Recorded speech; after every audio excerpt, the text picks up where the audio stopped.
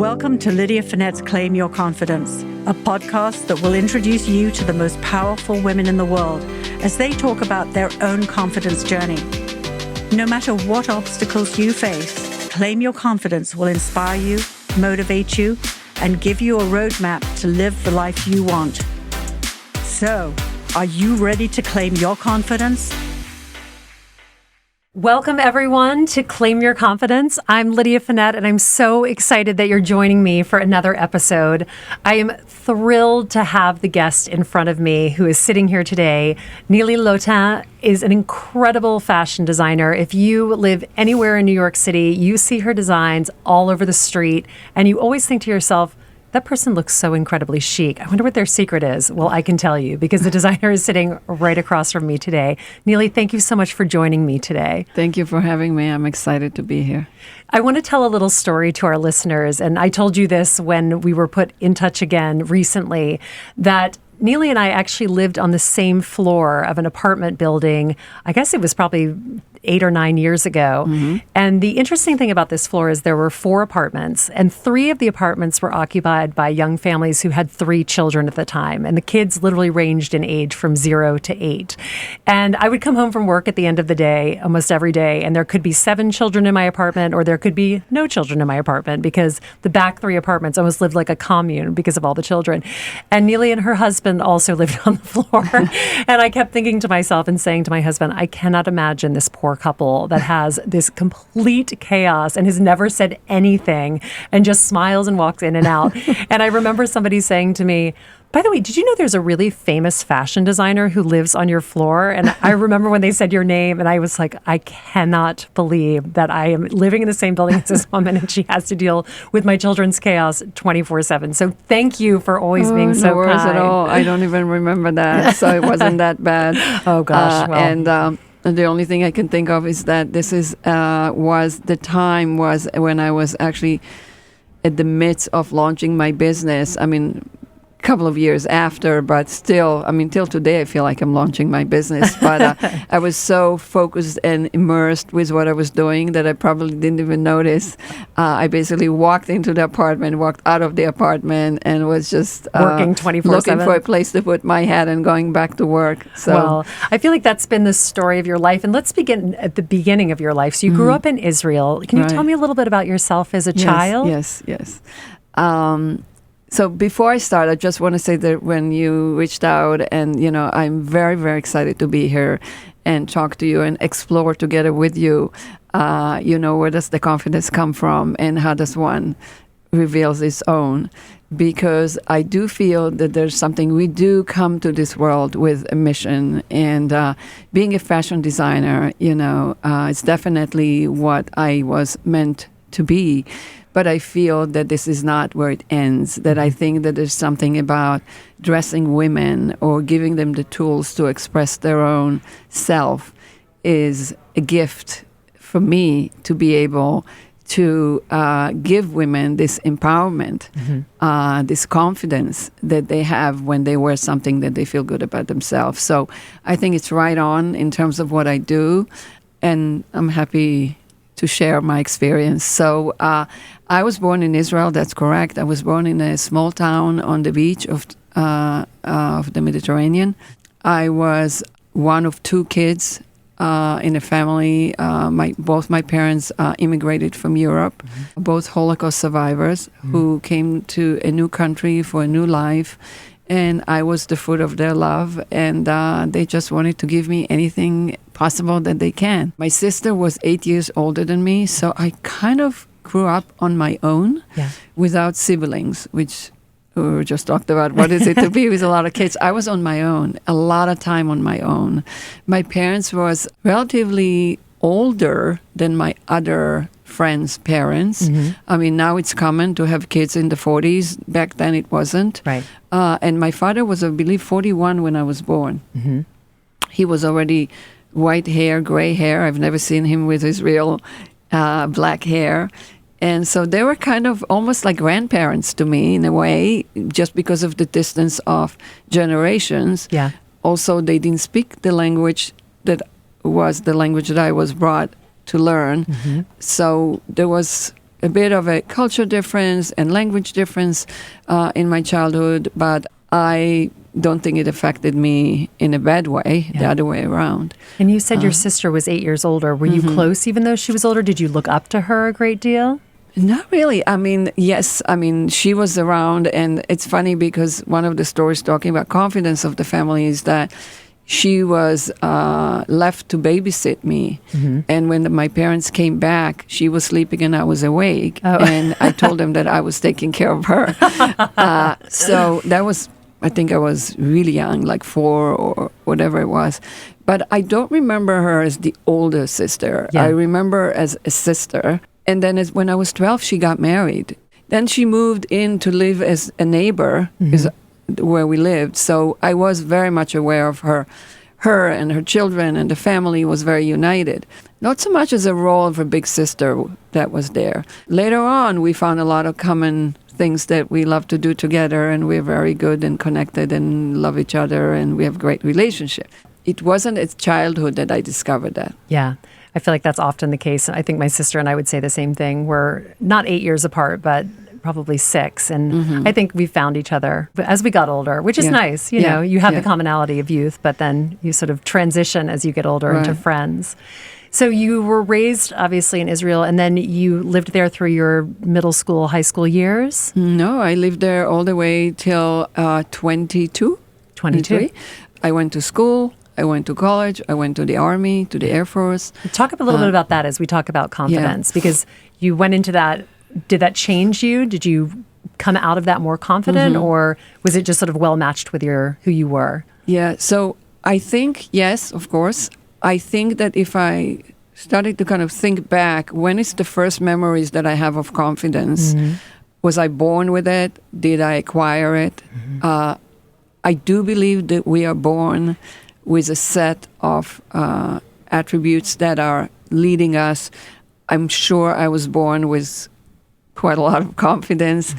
I didn't know it, but I think it's a little spiritual, but I think it has to do with how open we are to receive and to understand where we are. That gives you the confidence at an early age. And maybe I was born more open than the others. I don't know. I can remember that my parents always used to bring that story. I mean, I don't remember it myself, but they always used the story that when I was asked a question, I would say such a no, and with my hands. Emphatic. that I knew what I wanted and what I didn't want. And that was from a very young age. And I'd actually like to hear this story because I feel like my 5-year-old does that. So it gives me hope that maybe my daughter will be a fashion designer one day. I don't know if fashion designer, but for sure a confident woman. I basically knew what I liked, what I didn't like from a very young age. And I think that comes from confidence. So I must have had confidence at a very young age. The other thing, it's a story that I tell when people ask me what made me successful. And I think that one thing for sure is my courage. And the courage comes from confidence too.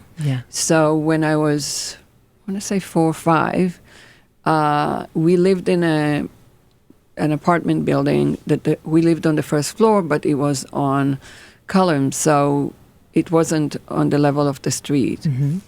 And one day I just tried to challenge my confidence, I guess, and I jumped. Oh my gosh. From the terrace to I was tiny. So for me, that height was quite a lot. Landed on my 2 feet, went up, walked in, didn't say a thing. And my mom asked me something and didn't even notice that I was in, that I was out, that I came back. You sound like a mother's dream. Oh my gosh. It was like... And I remember it.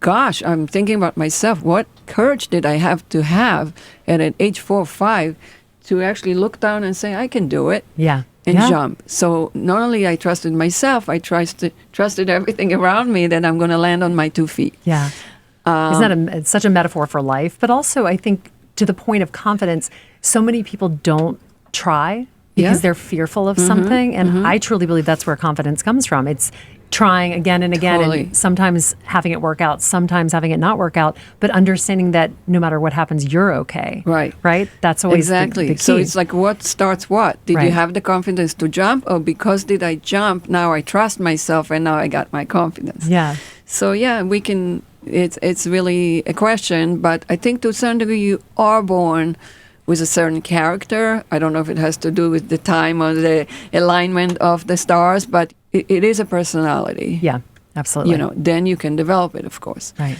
And so you asked about the Army.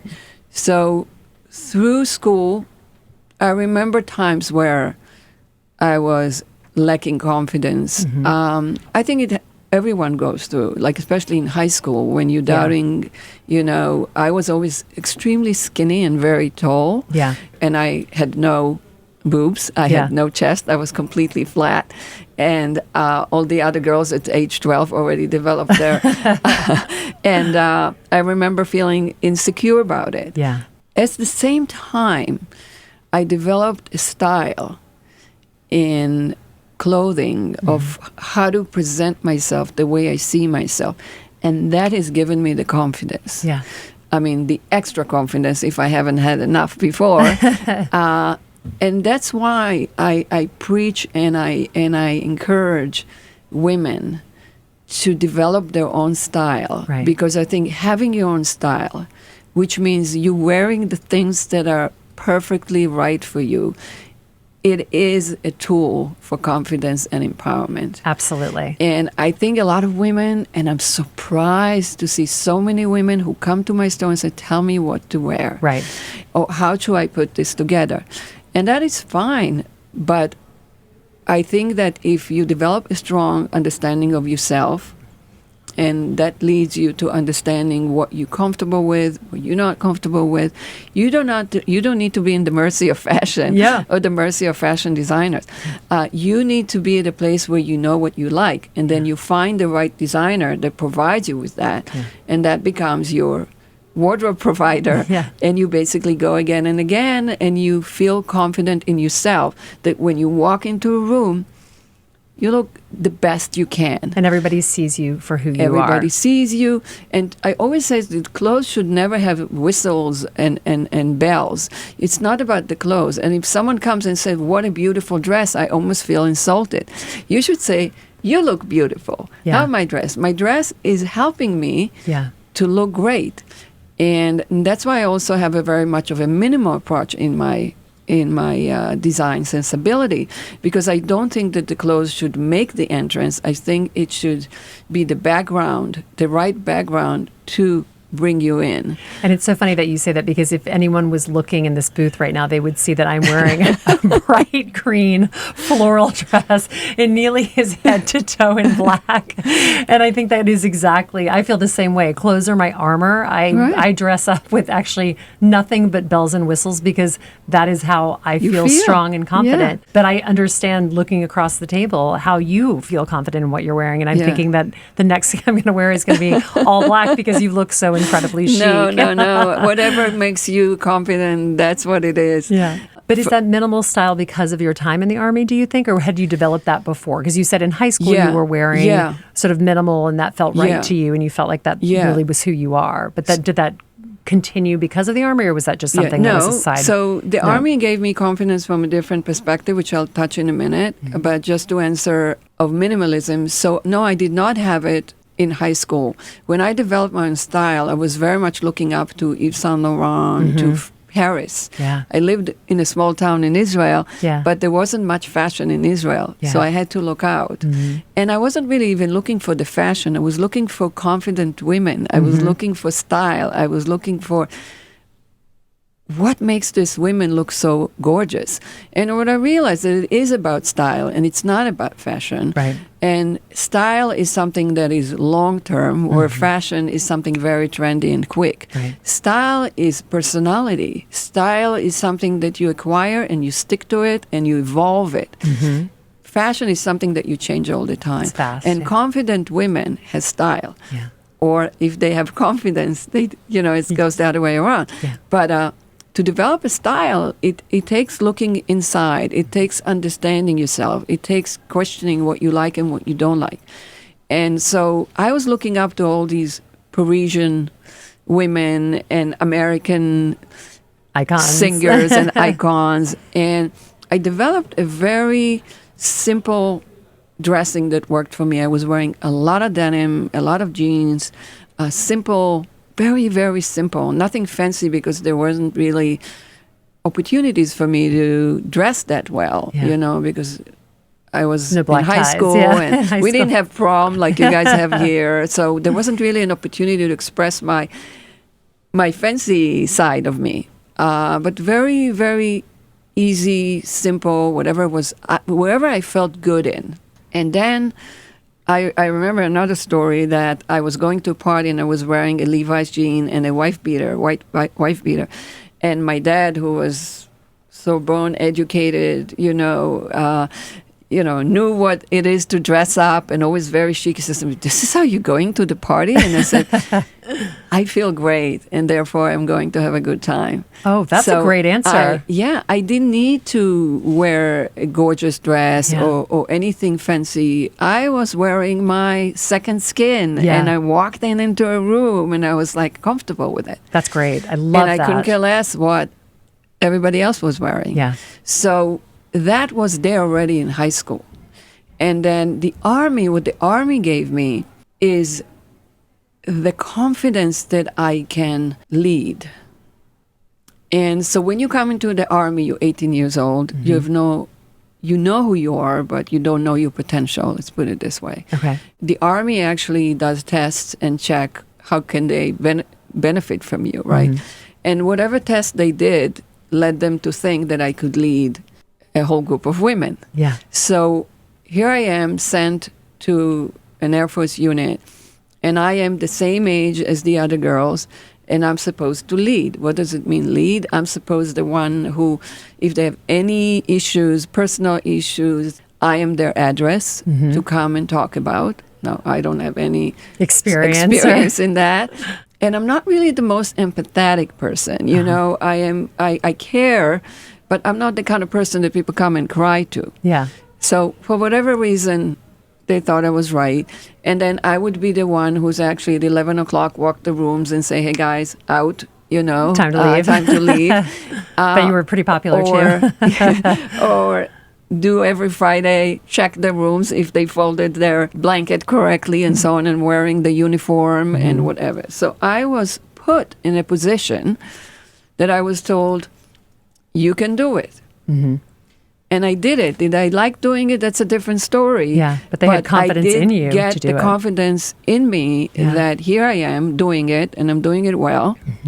So that's what the Army gave me. The Army actually opened for me an opportunity, a channel to explore something in my own that I didn't know. And was just another thing for me to boost my confidence.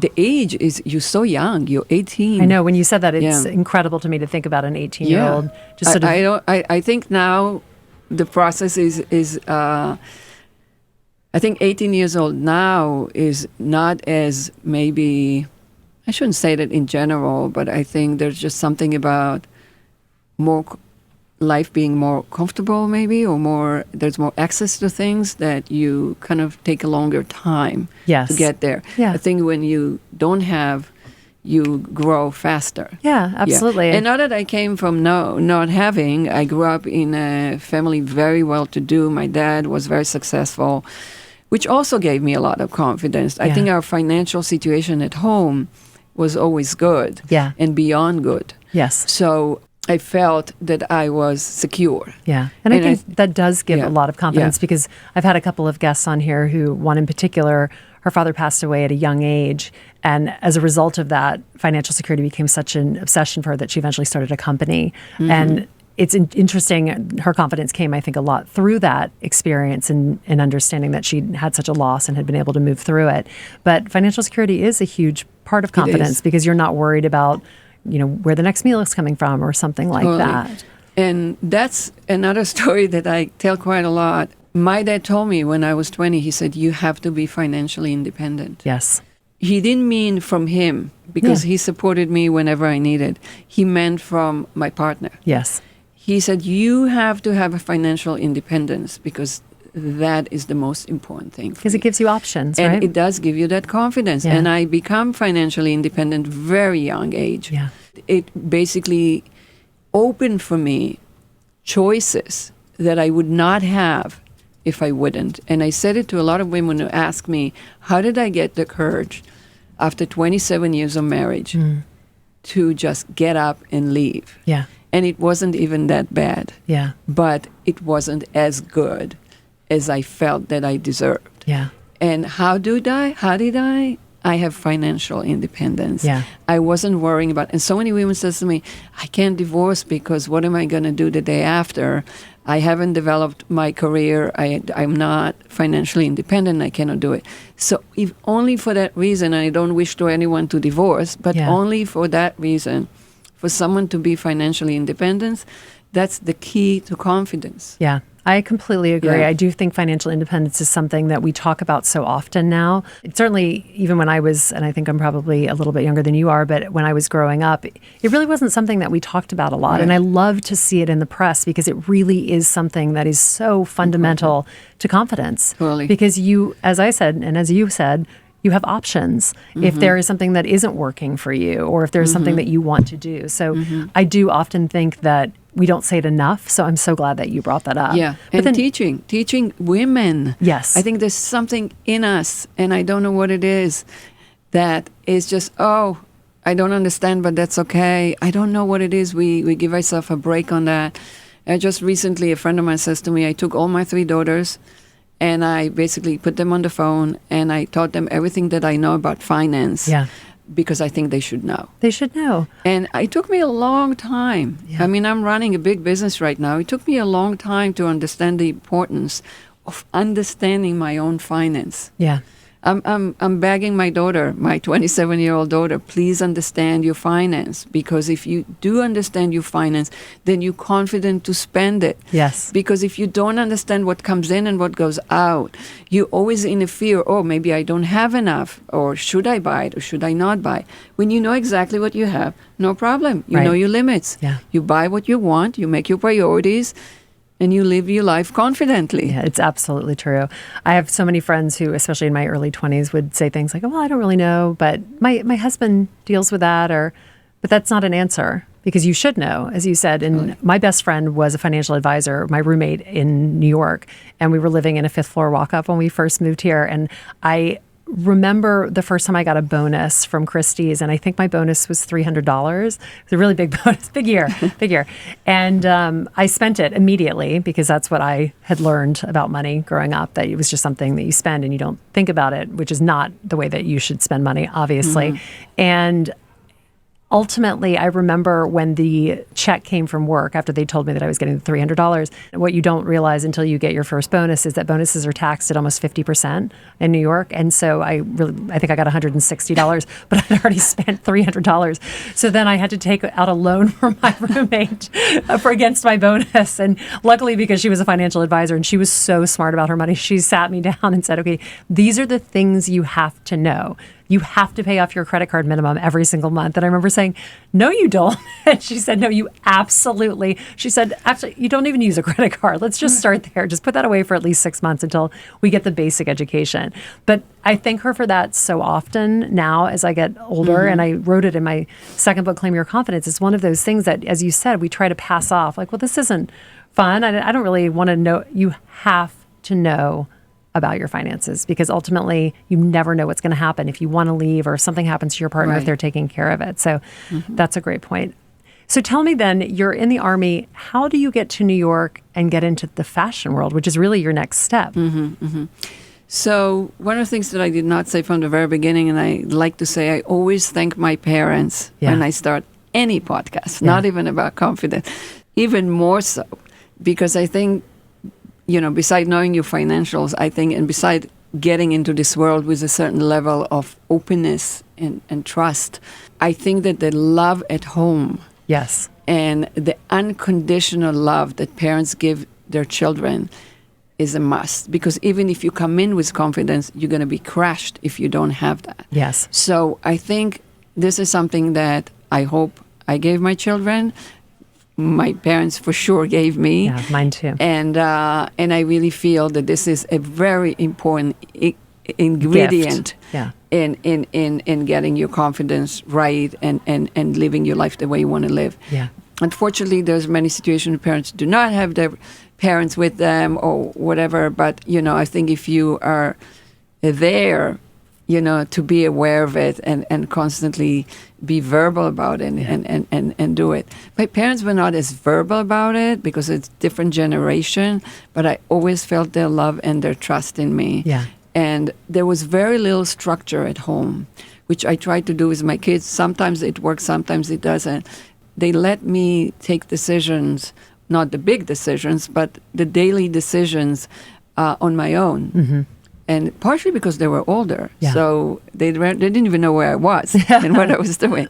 And that also, to your point, by trying and having the courage to try things and fail, I build up that courage. Mm-hmm. You were asking me about... Coming to New York. How did you get here? And was fashion the reason you came here? No. So I got into fashion with my mom's recommendation. So I was always very creative and very interested in drawing and art and culture. And my mom was actually a textile designer. Oh, interesting. She never really practiced it. This is what she studied. So after the war and she came to Israel, she couldn't really practice it. So she became a full-time mom. But at home, she would always sew clothes for me and was very handy and knitted sweaters and was very much into making clothes. Mm-hmm. And I wasn't thinking about clothes, but as I said, at a very young age, I developed a very strong sense of style. Right. And knew what I liked and what I didn't like. Mm-hmm. And so she kind of put together my sense of style plus my creative and my ability to do things with my hand and my creative mind. And the knowledge of drawing and the ability of drawing to put it all together. And she actually suggested that right at the time when I finished my service, there was a school in Israel, the first school that was academically recognized and was you can major in fashion. Oh, interesting. Prior to that, you couldn't study fashion in an academic level, mm-hmm. and which...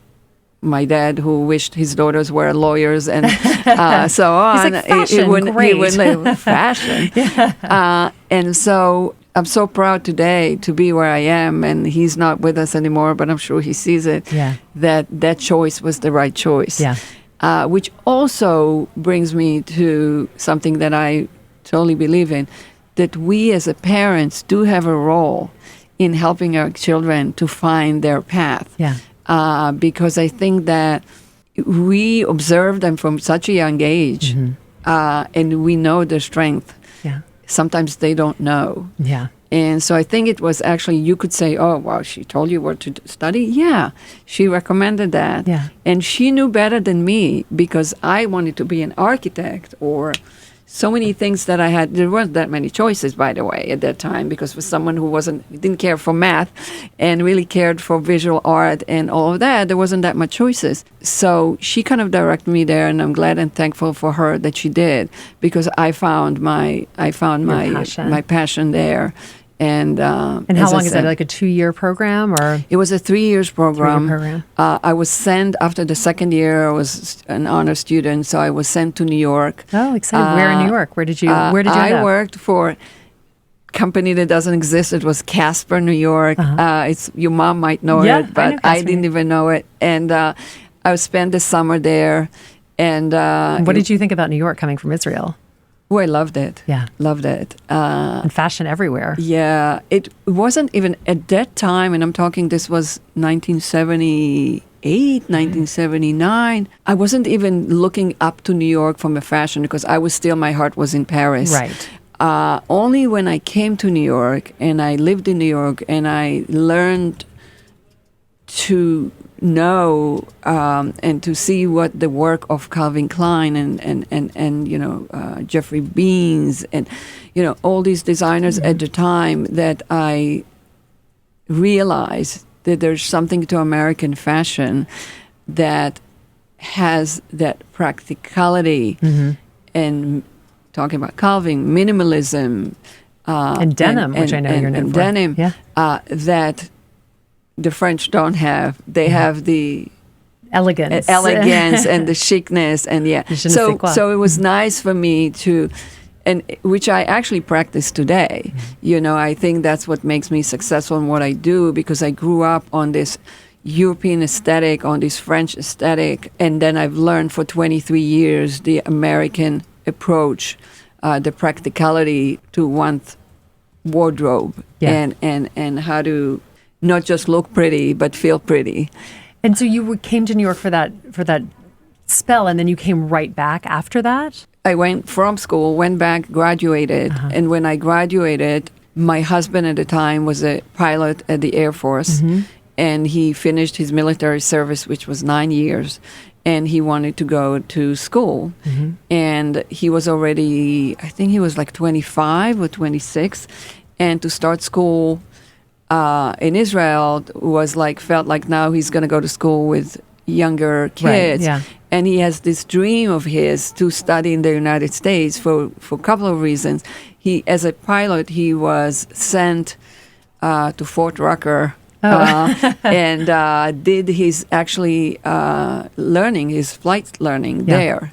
So he always had this dream of his to be back. And he actually wanted to go back to Alabama. Oh, my God. And my dad held him back and said, no. If you're taking my daughter, you're taking her to New York. Israel to Alabama might be a little bit of a little bit of a challenge. Sure.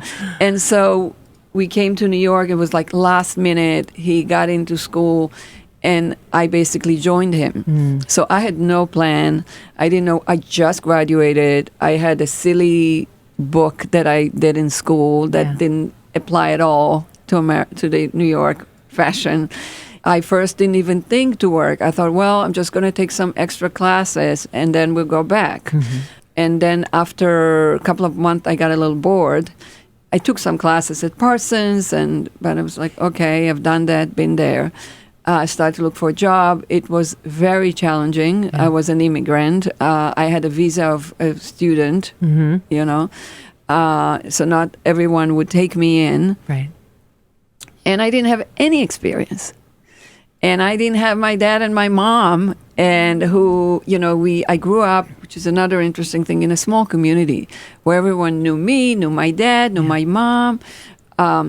There was some sort of a networking that you grow up with. Here I am, don't know anyone, starting fresh white paper, you know, like it's all about me now. It's not about my dad. It's not about nothing. And that's honestly where confidence really comes in, right? Yeah, you think you can be confident surrounded by people that you know and a network and, you know, success in your own parents. But I think one thing I've always loved about New York is it strips all of that bare. Totally. You know, you come here and you are, even at the pinnacle of your career, the next day you could lose it all. Totally.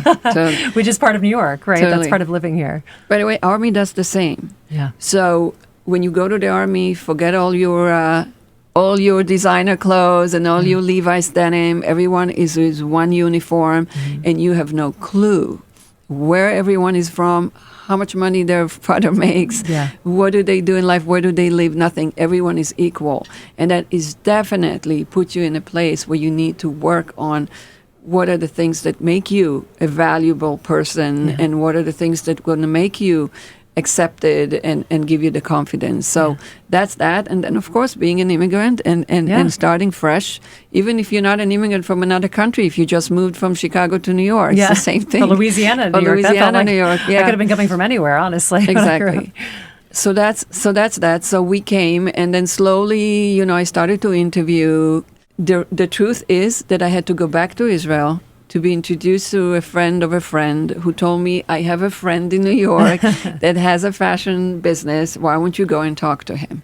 So I needed that little push. Yeah. Because without it, I don't know if I ever got a job. Because everyone that I came to said to me, well, you don't have any experience. And I said, well, how would I ever have if you don't give me the chance? I have to have a job to have experience. And if I can't get a job, then I can't get experience. Yeah, that is a conundrum. So this guy had helped me get my first job, and from there it was just about my talent and my perseverance and, you know, and my focus that took me where it took me.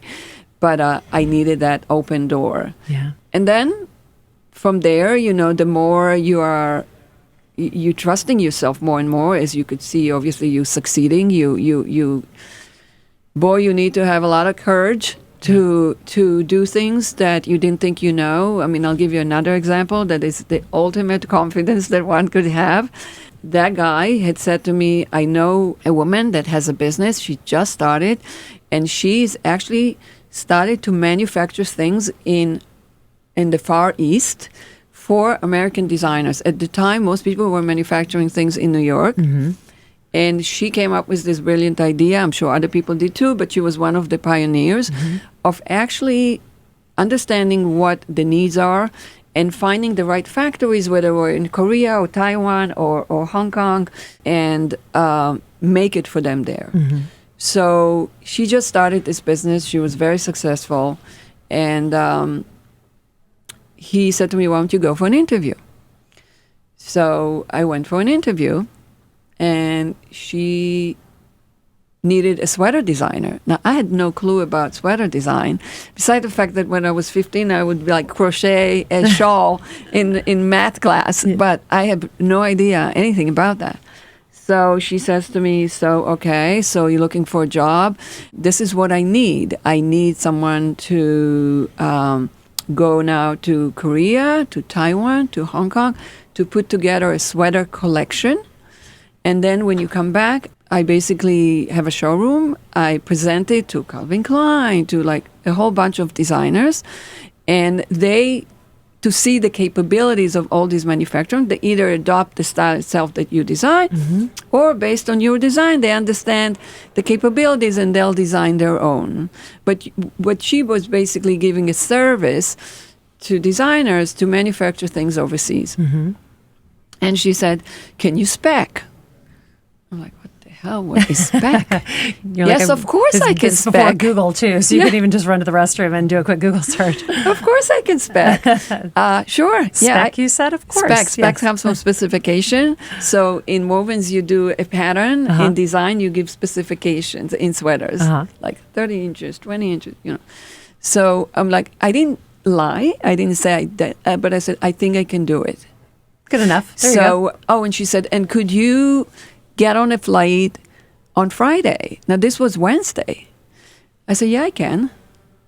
So I went out, I ran to my friend, and I said, what the hell is spec? I need to go now and spec. And he said, I don't know, let's go. And he had his partner there who showed me how to spec. I'm like, okay, cool, easy. Went home, told my husband, who was studying at the time and did his BA in computer engineering. And I told him I'm going on a flight. I've never been to this area in my life. I only traveled to New York once, and I traveled to Europe a couple of times before that. Now these days, young Israelis, I mean, after the army, they all travel to India, to the Far East, to South America, and kind of doing an exploration of oneself by himself, you know, in those foreign places. I was sent to do this exploration while I'm actually doing business, and I'm supposed to prove my and also doing my specs, talent of course, and doing specs, which you've just learned about. So, okay, I pack up. I land in Seoul. I speak English, obviously good enough. I just came, and my English, I didn't speak English in Israel. You know, I studied English in school, in high school. So here I am. I'm fluent in Hebrew. I'm okay in English. I land in Korea, and they asked me, where am I from? And I said, I'm from Israel. At that moment, and I had some sort of an H visa, so it wasn't like I wasn't an American, right? So I come in, and a minute later, police guys, everybody's on my suitcase, shaking every underwear, thinking that I have machine guns in my Oh, my goodness. suitcase. Yeah. And I'm like, what the hell? I've never came across that mistrust in me because I come from that certain region. Yeah. Never felt it before. So I was like, okay, they don't trust me. So fine, let them Yeah. look. Yeah. They search, they close, fine, you can go. But that was quite an experience. And then I went in, I was in Korea.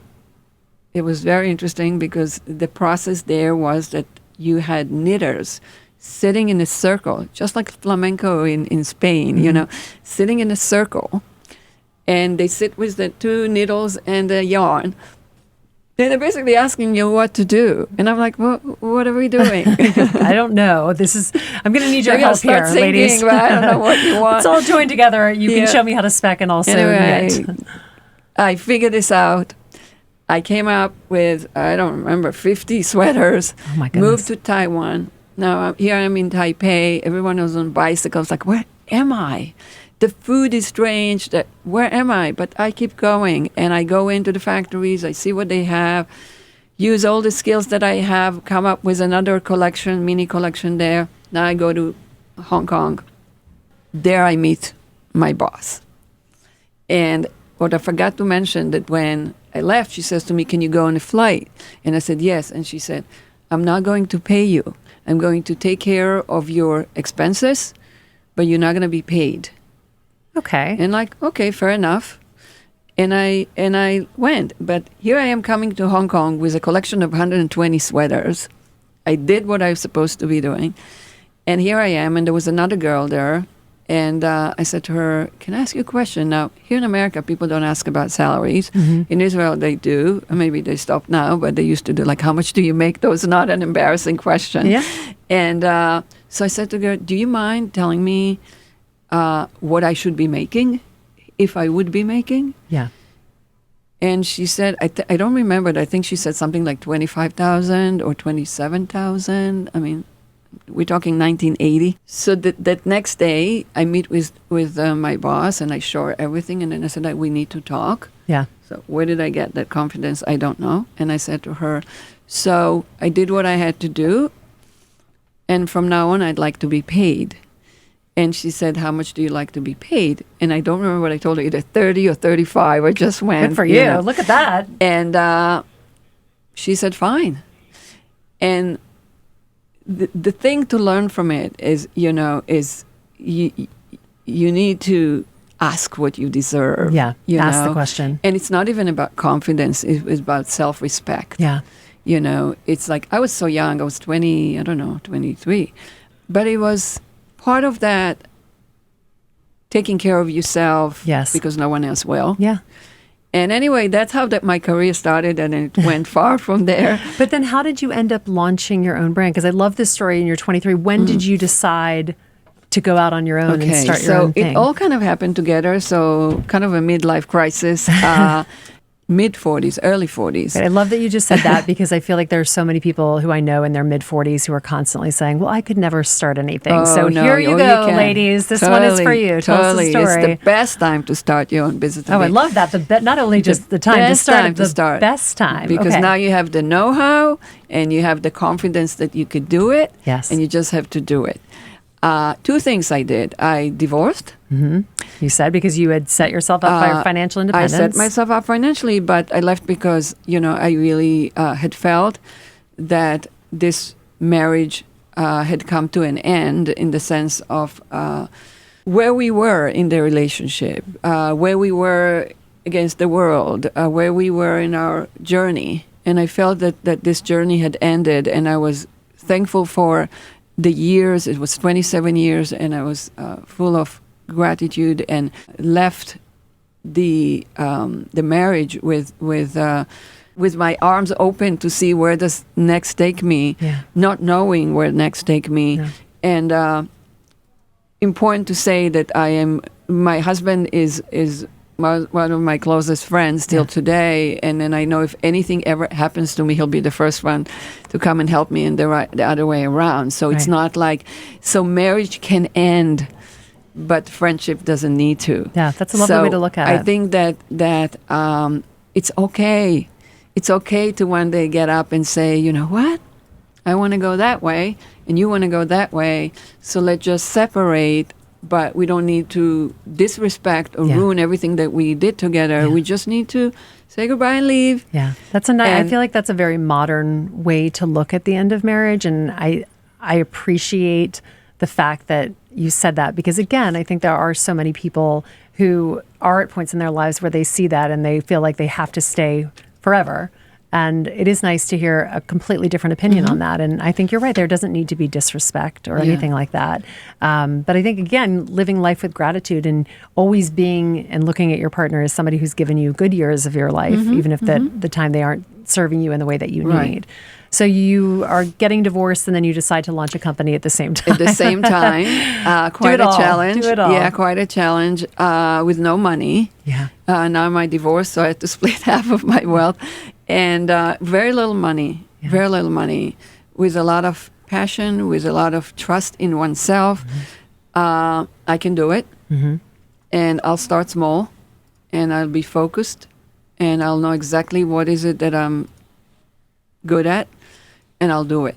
Yeah. And I started, I've said it in many interviews, I started with $25,000, and I brought the company till today, which is close to 100 million. Oh my gosh. So it's Nili, this is incredible. Yeah, it's quite impressive to see what one can do with confidence, courage,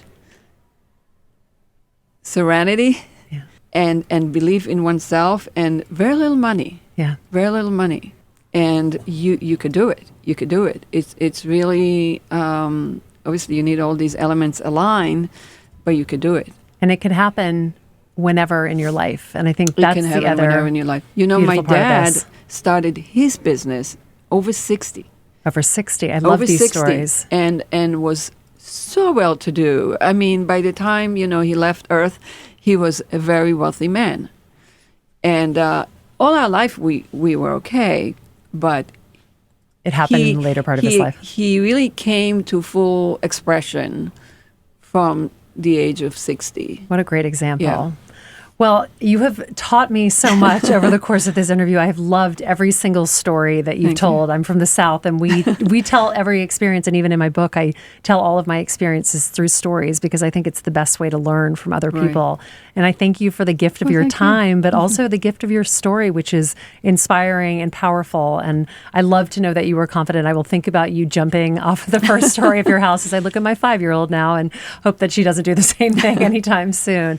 Thank you for your time, Nili. Oh, thank you. Thank you to all of our listeners of Claim Your Confidence. Thank you to Rockefeller Center, which hosts us in this amazing podcast. Also to Newsstand Studio, which is this amazing glass front booth where we've watched tours coming in and out and people walking by. And to Joe, my producer, who makes everything happen.